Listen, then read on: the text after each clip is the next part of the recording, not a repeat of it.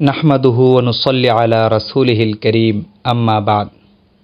প্রিয় ভাই ও বোনেরা, আল্লাহ তাআলা ওই সমস্ত ব্যক্তিবর্গকে হিদায়াত দান করেন যাদের ভেতর সত্য মেনে নেওয়ার মন মানসিকতা রয়েছে।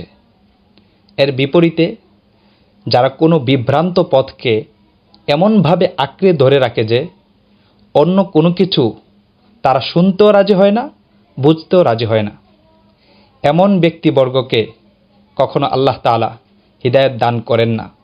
এমন ব্যক্তি কখনো হিদায়াতপ্রাপ্ত হতে পারে না। কোরআনে কারিমের মধ্যে এই বিষয়ে আল্লাহ পাক ইরশাদ করেন, ফামাই ইউরিদিল্লাহু আইয়াহদিয়াহু ইয়াশরাহ সাদরাহু লিল ইসলাম। আল্লাহ তাআলা যাকে হিদায়াত দান করার ইচ্ছা করেন, ইসলামের জন্য তার বক্ষ খুলে দেন। ওমাই ইউরিদ আইয়ুদিল্লাহু